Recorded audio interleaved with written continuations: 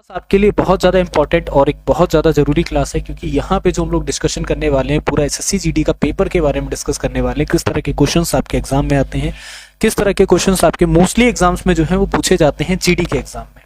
पूरा का पूरा जीडी का पेपर है, तो हर एक कॉन्सेप्ट को समझिएगा, हर एक क्वेश्चन को आप लोग शेयर करते रहिएगा। ठीक है, ज़्यादा से ज़्यादा ये कोशिश करना है कि जितना पढ़ा रहा हूँ, जितना बता रहा हूँ, उसके नोट्स बनाते हुए चलो। तो यहाँ से यकीन मानना है कि 1 से 2 या 2 से 3 क्वेश्चंस आपके फंसेंगे ही फंसेंगे, है ना। जैसे पहला क्वेश्चन आपके सामने यहाँ पे लिखा हुआ है कि सही वर्तनी वाले शब्द को चुन के बताओ कि यहाँ पर क्या है, कि सुषमा है, सुषमा है, सुषमा है या फिर आपका सुषमा है। सही वर्तनी वाला जो शब्द हो जाता है वो आपका डी वाला ऑप्शन हो जाता है। ठीक है, सुषमा जो है वो आपका यहाँ पे सही ऑप्शन आंसर होगा। पल्ला पकड़ना मुहावरे का अर्थ आपको बताना है क्या होता है, कि भाई पल्ला पकड़ लिया, इसका अर्थ क्या है। पल्ला पकड़ने का अर्थ ये होता है कि जब आप का पल्ला पकड़ लिया है, बस आपसे अपना काम बना रहा है। मतलब वो क्या कह रहा है यहाँ पे, पल्ले पकड़ने का मतलब ये है कि वो आपसे सहारा ले रहा है। ठीक है ना, क्या कर रहा है, वो सहारा ले रहा है और कुछ भी नहीं कर रहा है।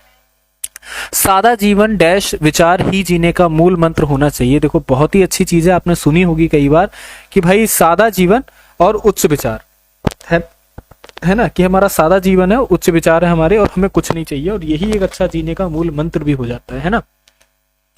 तो ऑप्शन नंबर आपका ए है।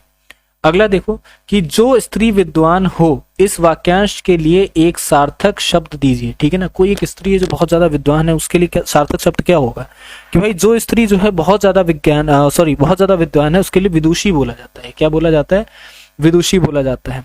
ठीक उसी तरीके से विजित भी तो लिखा हुआ है। विजित का मतलब होता है कि जिसको जीत लिया गया हो। ठीक है ना, क्या हो जाता है यहाँ पर इसका मतलब आपका होता है जिसको जो है यहाँ पे जीत लिया गया हो, उसको आपका क्या बोला जाता है, उसको आपका विजित बोला जाता है। ठीक है, जिसको जीत लिया गया हो, है ना, ये वाला क्लियर हो गया। इसी के अलावा आपके सामने लिखा है विज्ञ का मतलब क्या होता है। ठीक है, विज्ञ का मतलब होता है जिसकी जानकारी बहुत अधिक हो। ठीक है, कोई ना कोई आपके फ्रेंड सर्कल में ऐसा होगा जिसकी जो जानकारी है ना, वो जानकारी जो है बहुत अधिक होगी। ठीक है ना, क्या हो जाएगी, जानकारी जो है बहुत ज्यादा अधिक होगी, उसको आपका क्या बोलेंगे, विधुर बोलेंगे, सॉरी हाँ विज्ञ बोलेंगे। ठीक है, अब विधुर किसको बोलते हैं, ये भी तो क्लियर होगा। विधुर बोलते हैं जिस पुरुष की पत्नी जो है मर चुकी है। ठीक है ना, जो कोई पुरुष है उसकी जो पत्नी है, वो जिसकी पत्नी जो है ना मर चुकी है, उसको आपका क्या बोला जाता है, उसको आपका यहाँ पे विधुर बोला जाता है। ठीक है, यहाँ पे समझ आना, उसको आपका विधुर बोलते हैं। अगर कि मैंने एक गाय और एक भैंस खरीदी, खरीदे, खरीदा या फिर खरीदे। ठीक है, मैंने एक गाय और एक भैंस क्या हो जाएगा यहाँ पे, तो आप बोलोगे सर खरीदी है। ठीक है, चलिए निम्नलिखित में से शुद्ध वर्तनी वाला शब्द कौन सा है बताना। निष्पक्ष है, निष्पक्ष है, निष्पक्ष है या फिर आपका निष्पक्ष है। तो यहाँ पे सही वर्तनी वाला शब्द बताना है कि आपका क्या हो जाएगा, तो आप ये बोलोगे कि सर सही वर्तनी वाला शब्द जो है निष्पक्ष, ये जो है हमारा क्या हो जाएगा, करेक्ट ऑप्शन आंसर हो जाएगा। ठीक है, भीगी बिल्ली बनना मुहावरे का अर्थ आपको बताना है क्या है। भाई कोई इंसान जो है भीगी बिल्ली बन चुका है, इसका अर्थ क्या होगा, कि कोई इंसान भीगी बिल्ली बन के बहुत ज्यादा चालाक बन रहा है, या फिर गिड़गिड़ा रहा है, गायब हो जा रहा है, कि भाई भीगी बिल्ली बन गया। भीगी बिल्ली मतलब बहुत ज्यादा सहम गया। भाई बिल्ली को पानी से डर लगता है। ठीक है, जब उसके ऊपर पानी डाल दोगे वो तो सहम जाएगी बिल्कुल, अरे अरे भागो भागो भागो, है ना। पोषक का विलोम शब्द आपको बताना है क्या होगा, तो पोषक का जो विलोम शब्द है आपको बताना है यहाँ पे, तो पोषक का विलोम शब्द हो जाएगा शोषक हो जाएगा। ठीक है ना, क्या हो जाएगा आपका यहाँ पे विलोम शब्द शोषक हो जाएगा। जिस तरीके से छीण का विलोम शब्द आपका क्या होता है, छीण का हो जाता है आपका पुष्ट हो जाता है। ठीक है, तोषक का आपका यहाँ पर क्या हो जाता है, तो आप ये बोलोगे तोषक नहीं, जिस तरीके दुर्बल का आपका हो जाता है सबल हो जाता है। ठीक है ना, क्या हो जाता है, सबल हो जाता है। तो ये भी आपका यहाँ पर हो जाएगी, किसी तरीके का कोई इसका अर्थ भी नहीं है। ठीक है, चलिए उस विकल्प का चयन कीजिए जो निम्न मुहावरे का अर्थ व्यक्त करता है। भाड़ झोंकना, ठीक है, ढील दे दी, थक जाना, व्यर्थ समय या फिर निराश हो जाना। तो इसका अर्थ क्या हो जाएगा कि भाई भाड़ झोंकने का मतलब होता है कि पूरा पूरा जो आपने है एक समय बिल्कुल ही अपना व्यर्थ कर दिया है, समय जो है बिल्कुल खराब कर दिया है, और ये जो है इसका सही उत्तर होगा। अब समझो यहाँ पे ढील देने का मतलब होता है आजाद छोड़ देना। ठीक है ना, ढील देने का मतलब क्या हो जाता है यहाँ पे, कि क्या कर दिया है, यहाँ पे आजाद छोड़ दिया। ठीक है ना, क्या हो जाएगा यहाँ पे, आजाद छोड़ दिया है, इसका अर्थ हो जाता है। थक जाने का मतलब क्या होता है, थक जाने का मतलब होता है अंग अंग ढीला होना। ठीक है ना, क्या हो जाता है कि भाई अंग अंग जो है वो यहाँ पर क्या हो चुका है, ढीला हो गया है। ठीक है, ये यहाँ पे इसका अर्थ हो जाएगा। निराश हो जाने का मतलब क्या होता है, कि क्रोधित होना। ठीक है ना, निराश हो जाने का मतलब आपका क्या हो जाता है, कि बहुत ज्यादा क्रोधित हो गए हो, कोई क्रोधित हो गया है, या फिर उसका उदास होना हो जाता है। ठीक है ना, क्या हो जाता है, उदास होना हो जाता है। दोनों ही आपके एक ही मतलब है। ठीक है। निम्नलिखित में से शुद्ध वर्तनी वाला शब्द आपको बताना है कौन सा है। ठीक है, यहाँ पर आपको शुद्ध वर्तनी वाला शब्द बताना है कि हमारा कौन सा है, पुष्कर, दुष्कर, दुष्कर या फिर दुष्कर। तो शुद्ध वर्तनी के शब्द के बारे में अगर हम लोग यहाँ पे बात करते हैं तो हमारा क्या हो जाएगा, तो बोलेंगे सर दुष्कर जो है, पुष्कर जो है वो हमारा क्या हो जाएगा, शुद्ध वर्तनी का शब्द है। अगला क्वेश्चन देखिए आपके सामने कि दिए गए शब्द में विलोम शब्द को चुनिए। आदान का विलोम शब्द आपको बताना है क्या होता है, तो आदान का होता है प्रदान होता है। ठीक है। अगला है कि दिन में डैश में ठंडक है, दिन में क्या है, दिन के मौसम में, ऋतु में, जलवायु में। तो सीधी सी बात है, दिन में हमारा क्या हो जाता है, दिन में हमारा मौसम हो जाता है, उस मौसम में क्या हो जा रही है, ठंडक हो जा रही है। ठीक है ना, या गर्मी हो जा रही है। तो मौसम हमेशा याद रखना, जलवायु जो होती है वो आपके एक एरिया की होती है। ठीक है ना, क्या होती है, एक एरिया की होती है, या फिर आप याद रखो कि एक क्षेत्र की जलवायु होती है। ठीक है।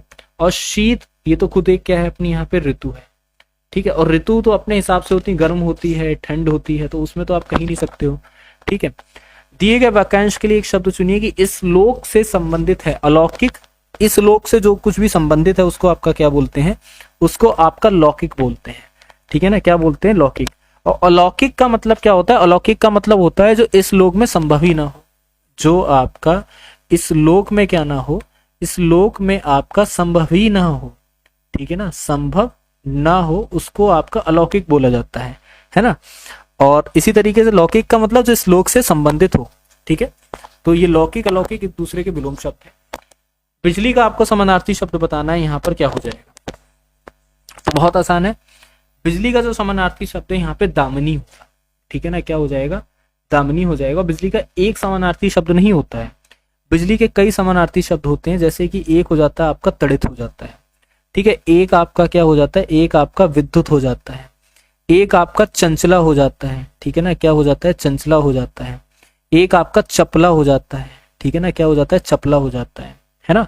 उसी तरीके से यामिनी किसका है, यामिनी का जैसे तमी हो जाता है। ठीक है ना, क्या हो जाता है, यहाँ पे तमी हो जाता है। इसके अलावा निशी हो जाता है। ठीक है, क्या हो जाता है, निशी हो जाता है। त्रियामा हो जाता है। ठीक, क्या हो जाता है, त्रियामा हो जाता है। या फिर विभावरी हो जाता है। ठीक है ना, क्या हो जाता है, विभावरी हो जाता है।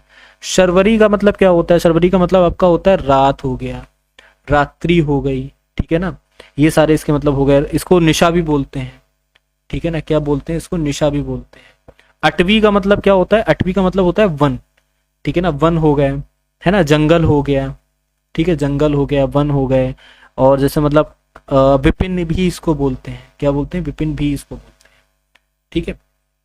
आकाश का समानार्थी शब्द बताइए यहाँ पे क्या होगा, बहुत आसान है कि सर आकाश का समानार्थी शब्द होता है अंबर, है ना, आकाश का अंबर हो जाता है। और बाकी जो यहाँ पे लिखे हुए जैसे अक्षी, अक्षी का मतलब होता है नेत्र होता है ना, पता होगा सभी को। और जैसे कि नेत्र हो गया, अंबक हो गया, इसको आपका बोलते हैं। और अंबर में, अंबर का तो पता ही है आपको।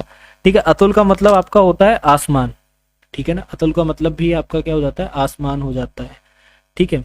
या फिर असीम, आसमान तो अनंत तक है ना, तो असीम भी इसको बोलते हैं। चलिए, किस भाग में त्रुटि आपको बताना है, सिखाता नहीं है कि कोई किसी को सिखाता नहीं है कि ऐसे उच्चारण करो। इसमें किस भाग में आपको बताना है कि आपकी जो है त्रुटि दे रखी है।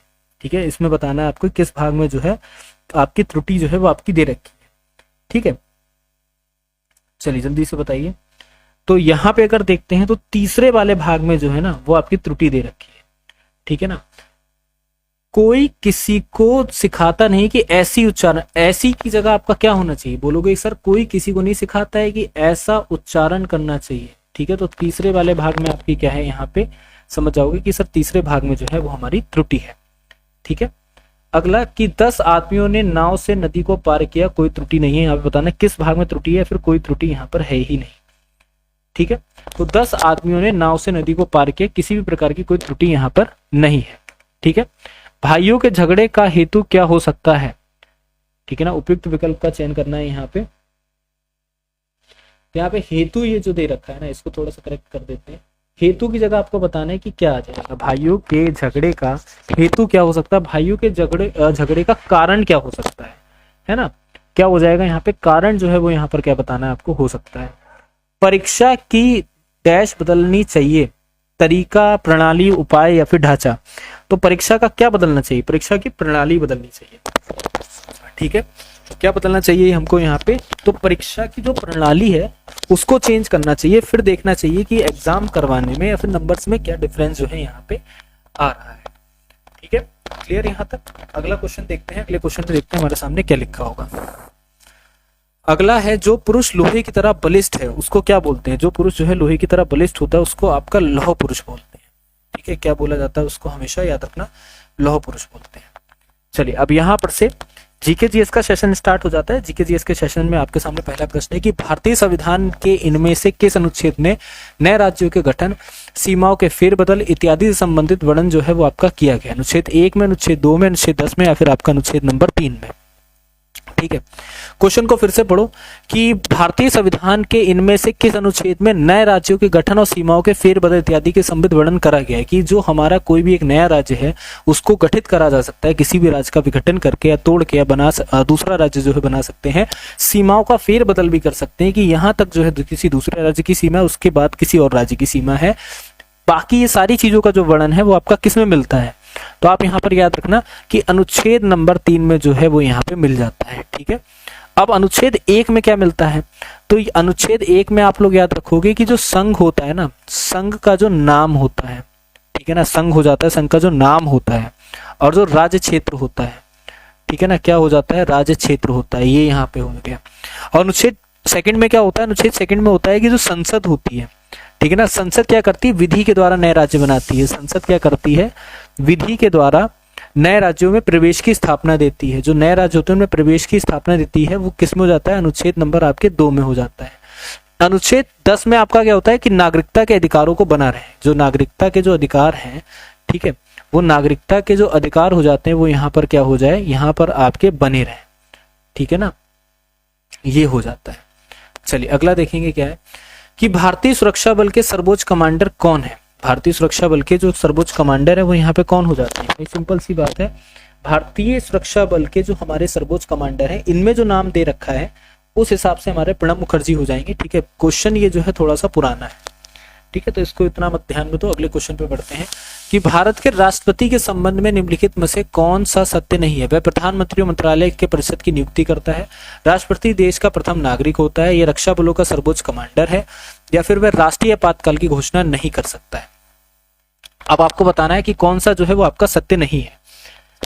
देखो, अगर हम लोग यहाँ पे बात करते हैं डी वाला क्यों सत्य नहीं है? कि क्योंकि राष्ट्रपति एकमात्र ऐसा व्यक्ति है जो देश के अंदर लगे आपातकाल की घोषणा करता है। ठीक है ना, ये क्लियर होगा। और आपातकाल की घोषणा भी आपको पता है कि 3 तरीके के कार्यों में, 3 तरीके के जब भी यहाँ पे चीजें बनती हैं तब राष्ट्रपति के द्वारा आपातकाल की घोषणा करी जाती है, आपातकाल जो है वो आपका लग जाता है। ठीक है ना, भारत का राष्ट्रीय वृक्ष आपको बताना है कौन सा है? बरगद है, आम है, सौल है, या फिर आपका पीपल है, साल या पीपल। ठीक है, देखो यहाँ पे बता देते हैं, राष्ट्रीय वृक्ष जो है वो आपका क्या है? बरगद है। कुछ चीजें और समझो, आज राष्ट्रीय वृक्ष पूछा है, कल से आपको मान लो अगर आपसे क्या पूछ ले कि भाई राष्ट्रीय पक्षी क्या है, तो आप याद रखोगे कि सर ने बता रखा है कि मोर जो है वो हमारा यहाँ पे राष्ट्रीय पक्षी हो जाता है। राष्ट्रीय गीत आपसे पूछ ले हमारा क्या है, तो आप याद रखेंगे कि वंदे मातरम जो है वो हमारा क्या हो जाता है? यहाँ पे राष्ट्रीय गीत हो जाता है। ठीक है, इज दैट क्लियर? चलिए, जनगण मन को संविधान सभा द्वारा आधिकारिक रूप से भारत के राष्ट्रगान के रूप में कब स्वीकार किया गया था? जनगण मन को बताना कब आपका स्वीकार करा गया था आधिकारिक रूप से। अगर हम लोग यहाँ पे बात करते हैं तो इसको 24 जनवरी 1950 में स्वीकार कर लिया गया था। बोलेंगे सर 24 जनवरी 1950 में यहाँ पे क्या हो जाता है? इसको एक तरीके से राष्ट्रीय गान के रूप में यहाँ पे चुन लिया गया था। और सबसे पहले अगर पूछा जाए कब गाया जाता है, तो भी आप याद रखोगे कि सबसे पहले अगर गाने के बारे में बात करते हैं तो सबसे पहले ये जो राष्ट्रीय गान आपका हमारा राष्ट्रीय गान जो हो जाता है वो 27 दिसंबर 1911 में सबसे पहले आपका गाया जाता है। ठीक है ना, और कहाँ पे गाया जाता है? तो आप ये भी याद रखोगे कि जो कलकत्ता का अधिवेशन होता है, अधिवेशन हमेशा याद रखेंगे कहाँ के होते हैं? तो अधिवेशन आपके कांग्रेस के अधिवेशन होते हैं। ठीक है, कांग्रेस का अधिवेशन होता है, वो भी कौन सा वाला अधिवेशन होता है? तो कलकत्ता वाला आपका अधिवेशन होता है। ठीक है ना, और किसके द्वारा लिखा गया था? तो ये भी आप लोग को पता होगा कि रविंद्रनाथ टैगोर जी के द्वारा ये जो है वो आपका लिखा गया था। और अगर इसमें भी थोड़ा सा आपको बता दें तो बांग्लादेश का भी जो यहाँ पे राष्ट्रीय गान है वो भी रविंद्रनाथ टैगोर जी के द्वारा लिखा जाता है। और थोड़ा सा डिटेल अगर आप समझोगे तो ये कितनी देर का होता है? तो ये आपका 52 सेकंड का हो जाता है। ठीक है, चलिए अगला देखेंगे क्या है। अगला है कि इनमें से कौन सा जीव भारत का राष्ट्रीय जल जीव है, ठीक है ना। गंगा और शार्क मछली, गंगा की शार्क मछली, भारतीय स्टार कछुआ, या फिर गंगा नदी की डॉल्फिन मछली, या फिर गोल्डन आपका भैंसी, ठीक है। देखो राष्ट्रीय जल जीव के बारे में पूछ रहा है तो गंगा नदी में एक आपकी डॉल्फिन मछली रहती है, हमारा यहाँ का राष्ट्रीय हो जाता है, ठीक है ना। अब देखो कुछ चीजें यहाँ पे समझना कि अगर आपसे राष्ट्रीय प्रतीक के बारे में पूछे तो आपको पता होगा क्या हो जाएगा कि सारनाथ जो हमारा हो जाता है, सारनाथ में स्थित है अशोक स्तंभ, ठीक है। सारनाथ में स्थित हमारा क्या हो जाता है, अशोक स्तंभ हो जाता है, ये हमारा राष्ट्रीय हो जाता है, क्या हो जाता है, प्रतीक हो जाता है, ठीक है। यहाँ पे एक चीज लिखते हुए चल रहा है। ध्वज हमको सभी को पता है, राष्ट्रीय ध्वज तिरंगा, इसमें केसरी सफेद और हरा रंग है। राष्ट्रीय गान जनगण मनगढ़, गीत वंदे मातरम। राष्ट्रीय कैलेंडर आपका ग्रेगोरियन कैलेंडर जो शंख संवत बोलते हैं। राष्ट्रीय पुष्प कमल, ठीक है। और राष्ट्रीय पक्षी मोर, राष्ट्रीय पशु बाघ, राष्ट्रीय फल आम, राष्ट्रीय वृक्ष बरगद, राष्ट्रीय नदी गंगा और राष्ट्रीय जलीय जीव गंगा डॉल्फिन। क्लियर। चलिए भारत का राष्ट्रीय गीत किसने लिखा था, अभी आपको बताएं, सॉरी हाँ गलती हो गई, यहाँ पे मिस्टेक हो गई। राष्ट्रीय गीत के बारे में आपसे पूछ रहे हैं तो राष्ट्रीय गान जो है रविन्द्रनाथ टैगोर जी के द्वारा, राष्ट्रीय गीत बंकिम चंद्र चटर्जी के द्वारा लिखा गया है, ठीक है। अब वो भी क्या हो गया था कि इन्होंने किसमें लिखा था, तो यहाँ पर भी याद रखना है कि इनके द्वारा जो है संस्कृत भाषा में लिखा गया था। कौन सी भाषा में, तो कहेंगे सर इनके द्वारा ये जो लिखा गया था संस्कृत भाषा में लिखा गया, ठीक है। और थोड़ा सा और समझते हैं कि संस्कृत भाषा में तो लिखा गया है और कब, यहाँ पे इसका मेन रीजन क्या है कि जितने हमारे स्वतंत्रता सेनानी थे, ठीक है ना, स्वतंत्रता सेनानी थे, उनकी याद में, या फिर आप ये समझते हुए चलो कि स्वतंत्रता सेनानियों ने, जो क्रांतिकारियों ने जो लड़ाई लड़ी थी, उनसे प्रेरणा लेकर ये जो है हमारा राष्ट्रीय गीत जो है वो लिखा गया है। क्लियर। और अगर हम लोग बात करते हैं तो ये इससे पहले कब गाया गया था राष्ट्रीय गीत, सबसे पहले आपका 1896 में कलकत्ता अधिवेशन में आपका गाया गया था। कब गाया गया था, तो कलकत्ता अधिवेशन में आपका राष्ट्रीय गीत गाया गया था, ठीक है। और अगर हम लोग थोड़ा समझते हैं कि रविन्द्रनाथ टैगोर को राष्ट्रीय गान लिखने के अवसर में क्या मिला था, तो आप लोग यहाँ पर याद रखोगे कि इनको राष्ट्रीय गान लिखने के मतलब लिखा था, उसकी वजह से इनको विश्व कवि नोबेल पुरस्कार भी दिया गया था, ठीक है ना। तो आप यहाँ पर याद रखेंगे कि विश्व कवि नोबेल पुरस्कार जो है वो इनको यहाँ पे मिलता है, ठीक है। अगला, कौन सी नहर प्रशांत महासागर को अंटार्कटिक महासागर से जोड़ती है। बहुत अच्छे अच्छे क्वेश्चन हैं, इनको सबको रिपीट करते हुए चलो। यहाँ पे याद रखना कि पनामा नहर, ठीक है, पनामा नहर जो है प्रशांत महासागर को अटलांटिक महासागर से जोड़ती है, ठीक है। स्वेज नहर लिखा हुआ, स्वेज नहर कहाँ पे पता है किसी को, तो ये आपकी मिस्र में हो जाती है, ठीक है। कहाँ हो जाती है, मिस्र में हो जाती है। किसमें, तो जो हमारा लाल सागर है इसको किससे जोड़ती है, इसको आपका भूमध्य सागर से जोड़ती है, ठीक है ना। क्लियर, यहाँ पे बोलेंगे सब बिल्कुल क्लियर है। और जो कील नहर है कहाँ पे है, तो कील नहर जो है वो हमारी यहाँ पे जर्मनी में है। कील नहर किससे किसको जोड़ती है, उत्तरी सागर को बाल्टिक सागर से जोड़ती है, ठीक है ना। क्या हो जाती है, उत्तरी सागर को आपकी किससे जोड़ती है, बाल्टिक सागर से जो है वो आपकी जोड़ती है, ठीक है। कोरित नहर क्या है, ये आपकी ग्रीस यूनान में हो जाती है, ठीक है ना। यूनान में क्या हो जाती है, ग्रीस यूनान में हो जाती है। ये आपकी सुरोनिक की खाड़ी को कुरिंथन खाड़ी से जोड़ती है, ठीक है ना। किसमें हो जाता है, आपकी सुरोनिक की खाड़ी को कुरिंथन खाड़ी से आपकी आपस में जोड़ देती है। निम्नलिखित में से कौन सा एक महत्वपूर्ण शहर नील नदी के तट पर स्थित है, बुडापेस्ट या फिर सिकंदरिया या फिर बगदाद या फिर आपका लंदन। तो यहाँ पर याद रखना, आपसे पूछ रहा है कि कौन सा शहर जो है नील नदी के तट पर स्थित है, तो यहाँ पर याद रखिएगा कि नील नदी के तट पे जो है वो आपका एक मिनट, हाँ ठीक है, बुडापेस्ट जो है वो आपका स्थित हो जाता है, ठीक है। बाकी आपसे यहाँ पे लंदन के बारे में पूछ रहा है, लंदन आपका टेम्स नदी पर है, ठीक है। किस नदी पर है, टेम्स नदी पर। बगदाद पता है क्या है, बगदाद आपका इराक, ठीक है ना, इराक का शहर हो जाता है, आपका टिग्रिस नदी पर है। कौन सी नदी पर है, तो यहाँ पर आता है टिग्रिस नदी पर है। और आपका सिकंदरिया जो लिखा हुआ है ये आपका मिस्र है, ठीक है ना। क्या हो जाता है, मिस्र हो जाता है, ये आपका नील नदी पर है, ठीक है। मिस्टेक हो गया यहाँ पे, नील नदी पर आपका मिस्र का हो जाता है सिकंदरिया। बुडापेस्ट जो है वो आपका हंगरी में है, ये आपका डेन्यूब पर हो जाता है, ठीक है। चलिए अगला देखेंगे हमारा क्वेश्चन क्या है। कहीं कहीं पे मिस्टेक हो जाती है तो उसको थोड़ा मैनेज कर लेना, ठीक है। माले किस देश की राजधानी है, मॉरिशियस, लक्षद्वीप, मालदीव या फिर आपका मलेशिया। तो माले के बारे में बताना है कि ये जो है हमारी किस देश की राजधानी हो जाती है, ठीक है।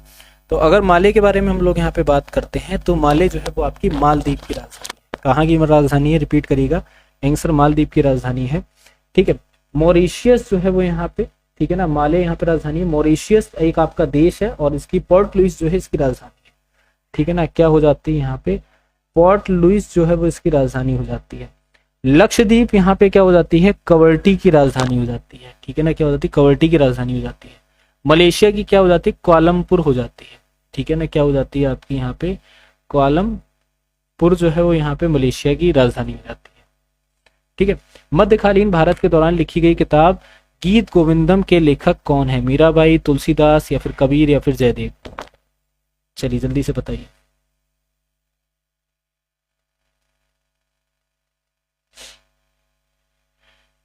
चलो जल्दी से बताओ।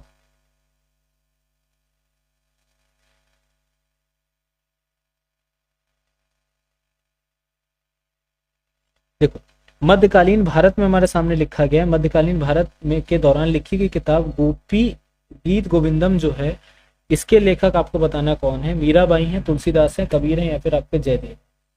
अगर हम लोग यहाँ पे बात करते हैं तो ये जो किताब है गीत गोविंदम, इसके लेखक यहाँ पे कौन हो जाते हैं, तो जयदेव जो है इसके लेखक हो जाते हैं।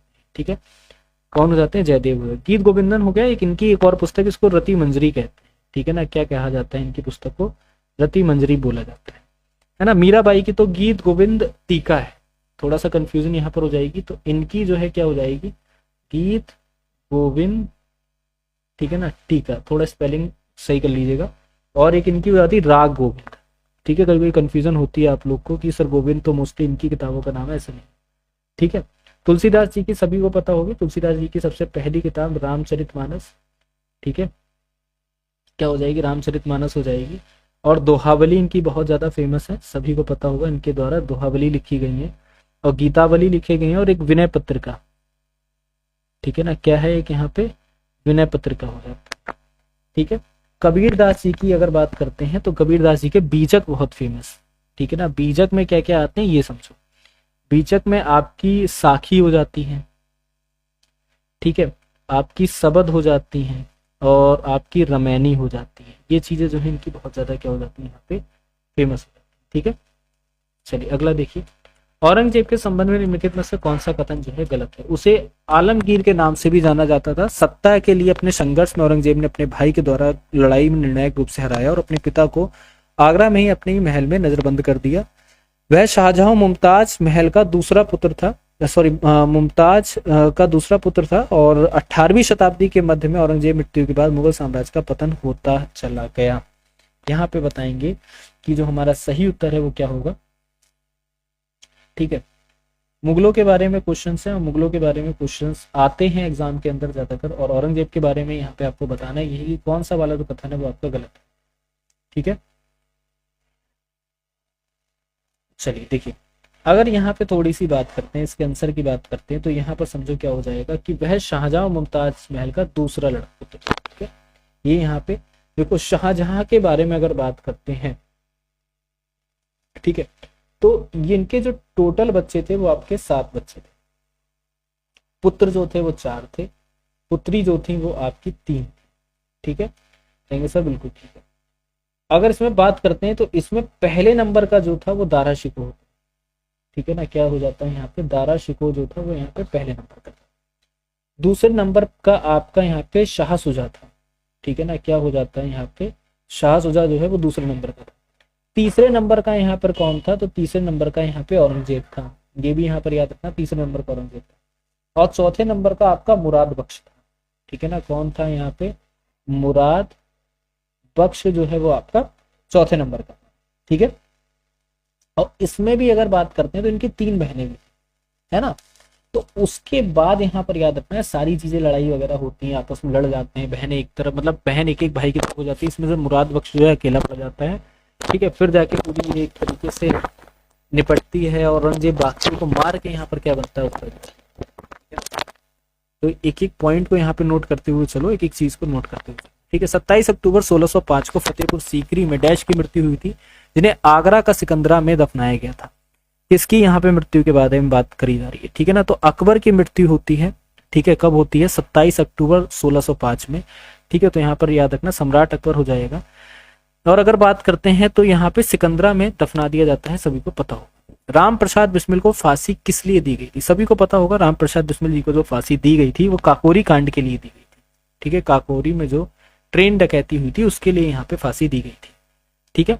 अब अगर बात करते हैं तो क्या असल में ये हमारे क्रांतिकारी थे जो कि हिंदुस्तान रिपब्लिक एसोसिएशन के क्रांतिकारी थे। यहाँ पर ये भी नोट करिएगा किसके क्रांतिकारी थे, तो हिंदुस्तान रिपब्लिक एसोसिएशन के क्या हो जाते हैं यहाँ पे,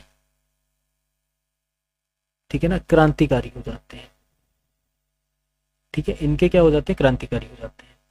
और क्या हुआ था एक्चुअल में अगर हम लोग यहाँ पे बात करते हैं तो एक ट्रेन आ रही थी, ट्रेन कहाँ से आ रही थी, तो ट्रेन जो है वो आपकी सहारनपुर से आ रही थी, ठीक है, ये भी यहाँ पर याद रखना। क्या हो रहा होता है, सहारनपुर से ट्रेन आ रही होती है और ठीक है, तो वो आपकी 8 डाउन डिब्बों वाली मालगाड़ी थी, ठीक है ना, क्या थी यहाँ पे, मालगाड़ी थी 8 डाउन डिब्बों की। कहेंगे सर बिल्कुल ठीक है। अब लखनऊ में एक जगह पड़ती है काकोरी जगह, तो वहां पे क्या हो जाता है, लूट लिया जाता है। वो भी कब लूट लिया जाता है, 9 अगस्त 1925 को आपका लूट लिया जाता है, ठीक है। इस दिन क्या होता है, काकोरी कांड जो है वो आपका हो जाता है, ठीक है। बोलेंगे सर बिल्कुल ठीक है, यहाँ तक हम अच्छे तरीके से समझ गए। अब यहाँ पर से समझो कि इस घटना को काकोरी ट्रेन डकैती जो है नाम दिया जाता है। अब होता है क्या है कि इस कांड में क्या होता है, जो चंद्रशेखर आजाद होते हैं, ठीक है ना, क्या हो जाते हैं, जो चंद्रशेखर आजाद हो जाते हैं वो तो इसमें बच जाते हैं, ठीक है ना, वो इसमें क्या होता है, बच जाते हैं, वो यहाँ से निकल पड़ते हैं, भाग जाते हैं, ठीक है ना। अब होता है क्या है कि इन पर मुकदमा चलता है जिसमें से ये 4 इसमें जो हो जाते हैं, 4 इसमें एक तरीके से पूरी तरीके से आप मानते हुए चलो जो अभियुक्ति पाए जाते हैं, पूरी तरीके से इस मुकदमे में अपराधी पाए जाते हैं, ठीक है। जिसमें से राम प्रसाद बिस्मिल जिनको गोरखपुर में यहाँ पर क्या दी जाती है, फांसी दी जाती है, ठीक है ना, कहाँ पर दी जाती है, गोरखपुर। एक आपके होते हैं अशफाक उल्ला खां, ठीक है ना, क्या कौन हो जाते हैं, तो अशफाक उल्ला खां हो जाते हैं। इनको कहाँ पर दी जाती है, तो इनको फैजाबाद में दी जाती है फांसी। कहाँ पर दी जाती है, फैजाबाद में दी जाती है।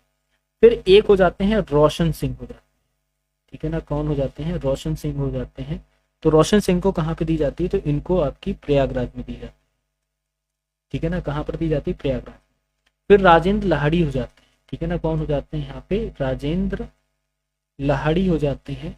इनको कहाँ पर दी जाती है, तो इनको आपका गोंडा में दी जाती है, ठीक है, कहाँ पर, गोंडा में फांसी दी जाती है। तो इतने लोग हैं, इनको आपकी क्या करी गई थी, फांसी जो है वो आपकी दी गई थी।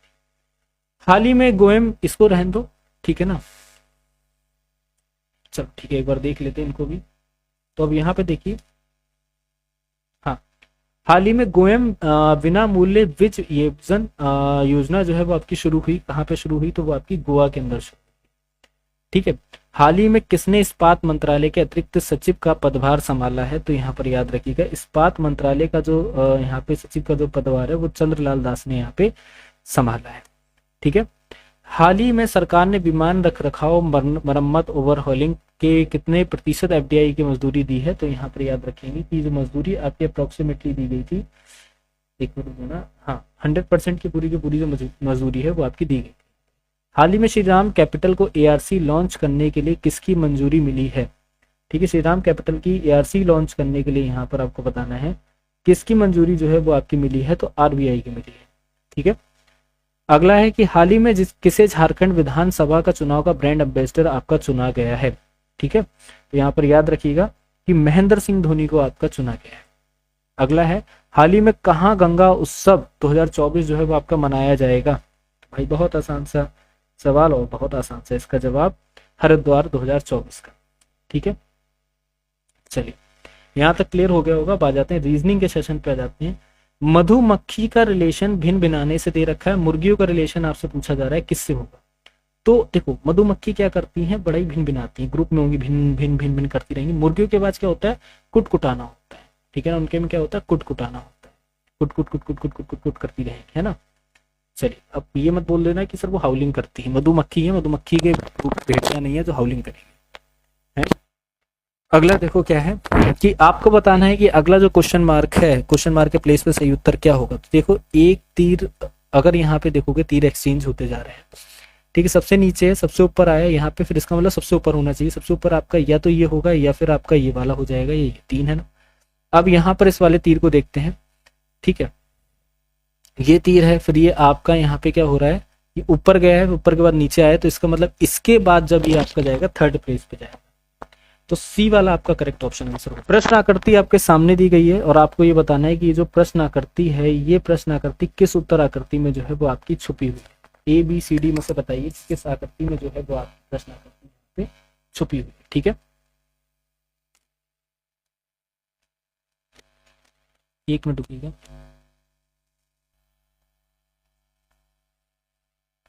चलिए, प्रश्न आकृति आपको पता नहीं कहाँ पे बनी है। अगर आप इसको यहाँ पे गौर से देखोगे तो आपको ये कहेगा, आप ये कहोगे सर हो सकता है बी वाले में बने हुए, है ना, तो ऐसा नहीं है। बी वाले में अगर यहाँ पे आके देखोगे तो यहाँ पे इस तरीके से कि कट लग रहा है और ये ऐसे जा रही है, ठीक है, वो यहाँ पे कहीं पे भी नहीं, तो मतलब ये नहीं होगा। ए वाले में भी अगर हम लोग देखते हैं तो ए वाले में क्या आपका बनता दिख रहा है, नहीं, अगर ये आगे तक ऐसे जाता तब होता, ये भी नहीं होगा। सी वाले में पूरी की पूरी आकृति बनी है, देखो कैसे बनी है, ठीक है, देखना अभी दिखाता हूँ सही से।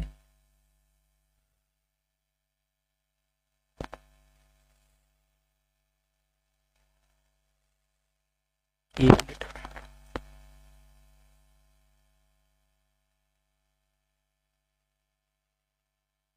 देखो इसमें कहाँ पे बनी है। इसमें यदि आकृति को हम लोग यहाँ पे देखते हैं तो ये इस तरीके से बन के गई, बोलेंगे सब बिल्कुल गई इस तरीके से, ठीक है। चलिए अब देखिए आकृति ऐसे करके चली गई, बोलेंगे सब बिल्कुल चली गई, और ये आकृति ऐसे आके मिल गई और ये आकृति यहाँ पे ब्लॉक होके ऐसे चली गई, ठीक है। चलो अगला देखो आपके सामने क्या है कि डिक्शनरी को किसी कोड लैंग्वेज में 20 लिखते हैं, मोबिलिटी को आपका 16 लिखते हैं, टर्मिनेशन आपको बताना है कि टर्मिनेशन को आपका क्या लिखा है, ठीक है। कैसे लिखते हैं पता है, अगर हम लोग यहाँ पे बात करते हैं, ठीक है ना, तो यहाँ पे क्यों लिख रहे हैं, क्या रीजन हो सकता है, तो अगर रीजन यहाँ पे देखते हैं तो यहाँ पे अक्षरों की संख्या रीजन है। कैसे, अगर डिक्शनरी में देखेंगे तो 1 2 3 4 5 6 7 8 9 10, टोटल नंबर ऑफ अक्षर कितने हैं आपके 10 इंटू 2 20 लिख दिया, ठीक है। मोबिलिटी में देखो 1 2 3 4 5 6 7 8, तो 8 इंटू 2 16 लिख दिया, बोलेंगे सब बिल्कुल ठीक है। तो टर्मिनेशन भी तो सेम ऐसे ही 1 2 3 4 5 6 7 8 9 10 11, 11 इंटू 2 अगर हम लोग करेंगे तो क्या हो जाएगा 22 हो जाएगा, तो 22 ऐसे हो जाएगा, तो मतलब हमारा डी वाला ऑप्शन आंसर करेक्ट हो जाएगा, ठीक है। चलिए 64 का रिलेशन 4 से है, x यहाँ पर आपका है रिलेशन 6 से दे रखा है, x मान लो क्वेश्चन मार्क मान लो, 100 रिलेशन 5, तो आपको बताना है क्वेश्चन मार्क के प्लेस पे जो हमारा सही आंसर है वो क्या होगा, ठीक है। देखो भाई अब ये दे रखा है 4 इंटू 2 की पावर अगर हम लोग 2 कर देते हैं, है ना, 4 इंटू 2 की पावर 2, तो मतलब अगर हम लोग यहाँ पे देखेंगे तो 8 का स्क्वायर जो है कितना हो जाएगा 64 हो जाएगा, हो जाएगा कि नहीं हो जाएगा, कहेंगे सर बिल्कुल हो जाएगा, है ना। अब सेम इसमें 5 इंटू 2 का स्क्वायर कर देते हैं, तो 10 का स्क्वायर कितना होता है, 10 का स्क्वायर आपका 100 हो जाता है, ठीक है, 10 का स्क्वायर जो है वो आपका 100 हो जाता है।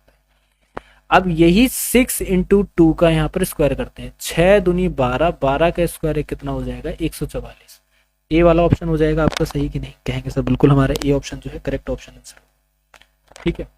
चलिए राजू को यहाँ पे कोड लैंग्वेज में WFOZ लिखा जाता है, सीता को XNYF लिखा जाता है, तो मोनू बताना है। अगर हम लोग यहाँ पे देखते हैं कि क्या लिखा हुआ है, राजू लिखा हुआ है, ठीक है ना, क्या लिखा हुआ है यहाँ पे, राजू लिखा हुआ है। अब जरा ये बताओ कि इस राजू में ऐसा क्या आपको दिख रहा है, तो भाई अगर हम लोग देखेंगे तो राजू का यहाँ पे प्लेस वैल्यू, ठीक है ना, प्लेस वैल्यू अगर +5 कर दोगे, +5 कर दोगे, +5 कितना आ जाएगा, W आ जाएगा, F हो जाएगा, O हो जाएगा, Z हो जाएगा। इसको चेक ही मत करो ना, डायरेक्ट मोनू पर आ जाओ। मोनू में क्या कर दोगे, +5 कर दोगे, +5 जैसे ही मोनू में करोगे आपको R मिलेगा, R एक ऑप्शन में है, डी वाले में करेक्ट हो जाएगा। आगे बढ़ दो, टाइम ही मत वेस्ट करो, ठीक है। अगला क्वेश्चन आपके सामने बहुत अच्छा सा दे रखा है कि सभी के सभी एंजाइम क्या है, यहाँ पे विटामिन है, ठीक है। एंजाइम जो है वो सभी के सभी आपके क्या दे रखे हैं, ये आपके विटामिन दे रखे हैं। तो हमने कहा ठीक है भाई, यहाँ पर समझ गए विटामिन है। सभी विटामिन कार्बोहाइड्रेट है, ये सभी के सभी जो विटामिन है वो क्या हो जाते हैं आपके यहाँ पे कार्बोहाइड्रेट हो जाते हैं, ठीक है ना। हमने कहा ठीक है सर बिल्कुल हम लोग समझ गए। अब देखो क्या सभी एंजाइम आपके कार्बोहाइड्रेट हैं, तो बोलेंगे सर सभी के सभी एंजाइम भी तो हमारे कार्बोहाइड्रेट है। क्या कोई भी एंजाइम आपका कार्बोहाइड्रेट नहीं है? ये तो आपका गलत हो गया। तो मतलब आपका निष्कर्ष पहला वाला जो है वो आपका अनुसरण कर रहा है बस। ठीक है, क्लियर हो गया यहाँ तक? तो यहाँ तक आप लोग समझ गए होंगे कि क्वेश्चंस भी आपको एक एक अच्छे तरीके से क्रिस्टल क्लियर हुए होंगे। अब मैथ का सेशन है, मैथ के सेशन को बड़े आराम से देखना है, एक एक चीज आपको बहुत आराम से बताएंगे। 5 विषयों में अमित के प्राप्तांक का औसत 72 है। ठीक, हमने कहा ठीक है। यदि इन विषयों में से 3 विषयों के प्राप्तांक का औसत 70 है तो शेष विषयों का प्राप्तांक का औसत आपको बताना है क्या है। यहां पे एक लड़का अमित है जिसको क्या हो जाते हैं, अगर हम लोग देखते हैं कि उसके जो 5 विषय हैं उसमें जो उसका एवरेज आ रहा है 72 आ रहा है। ठीक है ना, 5 विषयों में उसका जो एवरेज आ रहा है वो कितना आ रहा है, 72 आ रहा है। तो टोटल नंबर आपके यहाँ पर कितने हो जाएंगे, 360 हो जाएंगे। बोलेंगे सर बिल्कुल ठीक है। उनके 3 विषयों में प्राप्तांक का औसत 70 है, मतलब 3 विषयों का प्राप्तांक का जो औसत है वो आपका 70 है। तो मतलब यहाँ पे कितना हो जाएगा, 210 हो जाएगा। ठीक है, कहेंगे सर बिल्कुल ठीक है। तो शेष 2 बचे यहाँ पे आपको बताना है। तो शेष विषयों के प्राप्तांकों का औसत क्या है। 5 विषयों के टोटल प्राप्तांक कितने थे, 360 थे। ठीक है, 3 विषयों के टोटल प्राप्तांक कितने थे, 210 थे। तो शेष बचे वालों का अगर हम लोग यहाँ पे देखेंगे तो क्या हो जाएगा, 360 माइनस का आपका 210 होगा कि नहीं होगा। कितना बचेगा आपका, 150 बचेगा। बच जाएगा ना 150, कहेंगे सर बिल्कुल बच जाएगा। 150 बटा आपका कितना हो जाएगा, यहाँ पे 2 एवरेज निकालना है ना हमें, तो सिंपल आपका एवरेज कितना लेकर आएगा, तो बोलेंगे सर 75 जो है वो हमारा यहाँ पे सही आंसर आपका हो जाएगा। ठीक है ना, क्या हो जाएगा आपका यहाँ पर जो सही आंसर है वो आपका 75 हो जाएगा, मतलब 75 जो है वो आपका सही ऑप्शन आंसर होगा बी वाला। क्लियर यहाँ तक? चलिए अगला देखिए जरा। अगला है कि ए बी सी किसी काम को 5, 6, 8 दिनों में पूरा करते हैं। यदि वे 7 काम करें तो कार्य के लिए उन्हें 2950 रुपए प्राप्त हुए। तो बी का हिस्सा आपको बताना है कितना होगा। ठीक, ये भी कोई मुश्किल सवाल नहीं है, ऐसा नहीं है कि आपसे लग नहीं पाएगा, बड़ा भयानक और खतरनाक सवाल। देखो ए बी सी जो अपना काम करते हैं, ए के द्वारा जो काम कराया जा रहा है 1/5 भाग करा जा रहा है। बी के द्वारा जो काम करा जा रहा है वो आपका 1/6 भाग करा जा रहा है। सी के द्वारा जो काम करा जा रहा है वो आपका 1/8 भाग करा जा रहा है। 3 भाग यहां तक हो गए। बोलेंगे सर बिल्कुल हो गए। अब इन तीनों को एक साथ मिलाकर एक दिन में कितना काम करेंगे, यदि वे 7 काम करें, ठीक है, 8 दिनों में पूरा कर सकते हैं। एबीसी इनका ये पूरा काम हो गया, और एक दिन में ये कितना काम कर सकते हैं, तो एक दिन में इनका जो काम हो जाएगा 1/5 रेशियो 1/6 रेशियो 1/8, मतलब एक दिन का जो इनका काम होगा वो कितना हो जाएगा, 120 हो जाएगा। ठीक है, कहेंगे सर बिल्कुल ठीक है। तो यहाँ पे कितना निकल आएगा, यहाँ पे निकल आएगा 24। ठीक है, तो इसको अगर लिखेंगे, जब एलसीएम 120 आ रहा है तो यहाँ पर कितना हो जाएगा जरा समझना। ठीक है, तो 24 बटा आपका कितना हो जाएगा यहाँ पे, तो आप बोलोगे सर 24 बटा हमारा 120 हो जाएगा। ठीक है ना, क्या हो जाएगा, 24 बटा 120 हो जाएगा रेशियो। फिर आपका 20 बटा यहाँ पर कितना हो जाएगा, 20 बटा 120 हो जाएगा रेशियो। फिर यहाँ पे 15 बटा आपका 120 हो जाएगा रेशियो। ठीक है, कहेंगे सर बिल्कुल ठीक है। अब देखो जरा यहाँ पे तो कितना हमें मिल जाएगा, तो हम ये बोलेंगे 120 सब जगह कैंसिल, तो 24 रेशियो 20 रेशियो 15 जो है वो हमें निकल आएगा। ठीक है, तो इनका जो योग है, अनुपात योग कितना लिख लेगा, 59 लिख लेगा। आपसे बी का पूछा गया है, बी का कितना है, रेशियो 20 है, 20 बटा 59, और टोटल राशि कितनी थी, 2950 थी। बस हो गया क्वेश्चन सॉल्व। ठीक है, तो यहाँ पर देखो कितना आ जाएगा, 59 से अगर हम लोग यहाँ पे देखेंगे तो हमारे पास कितना बचेगा, 20, ये आपका 5 बार में जाएगा तो यहाँ पे हो जाएगा 50, 20 × 50, मतलब हमारा यहाँ पे 1000 जो है वो आपका सही ऑप्शन आंसर सी वाला बन जाएगा। ठीक है, क्लियर यहाँ तक? तो क्या बनेगा, बोलेंगे सर सी ऑप्शन जो है वो हमारा यहाँ पे इसका करेक्ट ऑप्शन आंसर होगा। ठीक है, देखो हर एक क्वेश्चन को समझो कि इसमें बोल क्या रहा है एग्जामिनर, और आपको करना क्या है, कैसे इसका सोल्यूशन जो है वो आपको निकालना है। ठीक है, एक एक चीज को जब आप यहाँ पे समझोगे ना, तभी क्वेश्चन जो है वो आपका सॉल्व हो पाएगा। कि एक मिश्रण में अल्कोहल और जल का अनुपात 3:4 है, इसमें 8 लीटर पानी मिलाने पर अल्कोहल जल का अनुपात 5:8 हो जाता है। मिश्रण में मूल मात्रा लीटर में आपको बतानी है कितनी है। ठीक है, बहुत इजी क्वेश्चन है, ऐसा नहीं बहुत भयानक क्वेश्चन है, बहुत ज्यादा इजी क्वेश्चन है, इजिली आप इसको जो है यहाँ पे क्लेरिफाई कर सकते हैं। ठीक है, अब देखते हैं कि हमारा सही आंसर जो है वो क्या होगा। देखो भाई, अगर यहाँ पे एक चीज देखते हैं कि एक मिश्रण है, ठीक है, एक मिश्रण में अल्कोहल और जल की मात्रा, अल्कोहल और जल की मात्रा, अल्कोहल को A से लिख देते हैं, इसमें कितनी दे रखी है 3x दे रखी है, जल को हम लोग W से लिख देते हैं, कितनी दे रखी है 4x दे रखी है। 8 लीटर पानी मिलाने पे, तो दोनों में ही तो 8-8 लीटर आपका पानी मिलेगा। ये इसमें 8 लीटर पानी मिलाने पर अल्कोहल और जल का अनुपात, इसमें 8 लीटर जब आपका पानी मिला दिया गया है तो आप देखो क्या हो जाएगा कि 3x अपॉन, ठीक है ना, 4x प्लस 8 मिलाने के बाद क्या हो जाती 5 अपॉन आपका यहाँ पर हो जाता 8। क्रॉस मल्टीप्लाई करेंगे ना, क्रॉस मल्टीप्लाई जब हम लोग करेंगे तो हमारे सामने क्या हो जाएगा 24x बराबर आपका हो जाएगा 20x प्लस आपका हो जाएगा 40। तो 4x बराबर हमारा हो जाएगा 40 और x बराबर हमारा हो जाएगा सॉरी x बराबर 40 अपॉन हमारा हो जाएगा 4। तो यहाँ पे x अपॉन हमारा कितना x इक्वल्स टू आपका हो जाएगा 10। ठीक है, मिश्रण में मूल मात्रा जो है वो आपको बताना लीटर में कितनी है। ठीक है, टोटल अगर हम लोग यहाँ पे देखेंगे इसकी मूल मात्रा कितनी थी 3x प्लस आपका 4x इक्वल्स टू आपका 7x। तो 7 इंटू 10 इक्वल्स टू आपका 70। तो मूल मात्रा क्या थी आपकी 70 लीटर जो थी वो आपकी यहाँ पे मूल मात्रा थी B में। ठीक है, समझ गए कि नहीं समझ गए, क्लियर हो गया होगा यहाँ तक आपको। अगला क्वेश्चन देखेंगे क्या है। 4 संख्या आपको दे रखी है, ठीक है ना, क्या दे रखी है आपको 4 संख्या दे रखी है 2 3 5 7 के रेशियो में। इनका SCF, इनका जो SCF है वो आपका X है, सॉरी H है। सबसे बड़ी सबसे छोटी संख्याओं के वर्गों का योग आपको बताना है क्या हो। ठीक है, चलो आ जाते हैं इस क्वेश्चन पे। क्या पहली संख्या इसमें से क्या दे रखी है, पहली संख्या इसमें से 2x है। ठीक है, दूसरी संख्या इसमें से क्या दे रखी है, दूसरी संख्या इसमें से 3x है। तीसरी संख्या इसमें से क्या दे रखी है आपको 5x दे रखी है। और चौथी जो संख्या आपको दे रखी है इसमें से क्या दे रखी है 7x दे रखी है। यही तो दी गई है, बोलेंगे सर बिल्कुल ये दी गई है। चलो, चारों संख्याओं का SCF आपको 6 दे रखा है। इन चारों की चारों संख्याओं का जो SCF है वो आपको कितना दे रखा है 6 दे रखा, हम समझ गए।